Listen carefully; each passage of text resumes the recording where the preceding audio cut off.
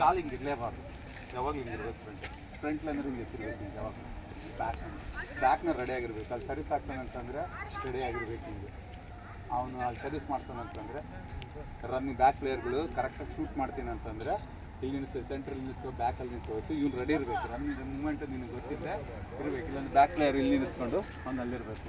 ರೆಡಿಯಾಗಿ ನಾವು ಸರ್ವಿಸ್ ಆಗ್ತಂದ್ರೆ ರೆಡಿಯಾಗಿ ರಾಕೆಟ್ ಎತ್ತಬೇಕು. ನೀವೆಲ್ಲ ಅಷ್ಟೇ ಫ್ರಂಟ್ ಲೈನ್ ರಾಕೆಟ್ ಹಿಂಗೆ ಇಳಿಸ್ಕೊಂಡು ಇಲ್ಲಿಂದ ಹಿಂಗೆ ಎತ್ತದಾಟಿಗೆ ಸೆಕೆಂಡ್ಸಲ್ಲಿ ಪಾಸ್ ಆಗಿಬಿಡುತ್ತೆ ಬಾಲ್. ಅದಕ್ಕೆ ಯಾವಾಗ ಹಿಂಗೆ ಎತ್ತಿಟ್ಕೋಬೇಕು. ಫುಟ್ ವರ್ಕ್ ಹಿಂದೆ ಮುಂದೆ ಇರಬೇಕು. ಇಲ್ಲಾಂದ್ರೆ ಸುಮ್ಮನೆ ಹಿಂಗೆ ನಿಂತ್ಕೊಂಡಿರ್ಬಾರ್ದು, ಯಾವಾಗ ಹಿಂಗೆ ನಿಂದಿರ್ಬಾರ್ದು.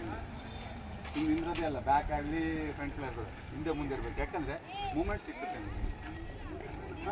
ಎರಡು ಕರೆಕ್ಟಾಗಿ ಫ್ರಂಟ್ ಲೈನ್ ರೆಡಿ ಇರಬೇಕು ಅಂತ. ಫುಟ್ ವರ್ಕ್ ಎಷ್ಟಾಗ್ತೀಯಾ ಅಷ್ಟು ಫಾಸ್ಟಾಗಿ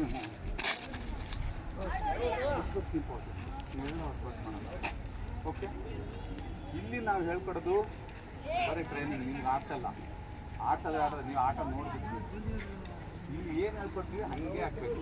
ಬಾಲ್ಗಳೆಲ್ಲ ಹಾಕ್ತೀವಿ, ಒಬ್ಬೊಬ್ರಿಗೆಲ್ಲ 20 ಬಾಲ್ಗಳು ಹಾಕ್ತೀವಿ. ಹಿಂಗೆ ಹೊಡಿಬೇಕು, ಹಿಂಗೆ ಹೊಡಿಬೇಕು, ಹಂಗೆ ಆಡಬೇಕು. ಆಮೇಲೆ ಮ್ಯಾಚಲ್ಲಿ 1, 2, 3 ಬಾಲ್ಗಳು ಬರ್ತವೆ ಅಷ್ಟೇ. ಮತ್ತೇನಾದರೂ ಡೌಟ್ಗಳು ಕೇಳ್ಬೋದು ಸರ್, ಏನಾದರೂ ಕ್ವಶನ್ಗಳಿದ್ರೆ ಕೇಳ್ಬೋದು.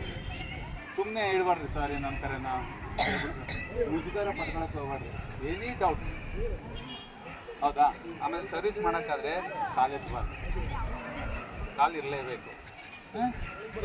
ಎರಡು ಕಾಲು ನೆಲ್ಲಿಕ್ಕಿಟ್ಟಿರಬೇಕು, ಹುಟ್ಟು ಅಟ್ಲೀಸ್ಟ್ ಹಿಂಗನಾರು ಬೇಕು.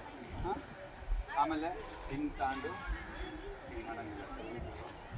ಆಮೇಲೆ ಲೈನ್ ಕ್ರಾಸ್ ಆಗಿದೆ ಇವೆಲ್ಲ ಫಾಲ್ಟ್. ಹಿಂಗೆ ಮಾಡೋದು ಫಾಲ್ಟ್, ಕಾಲು ಎತ್ತೋದು ಫಾಲ್ಟ್, ಆಮೇಲೆ ಹೊರಗಡೆ ಹೋಗೋದಿಲ್ಲ, ಒಳಗಡೆನೇ ಮಾಡಬೇಕು. ಆಮೇಲೆ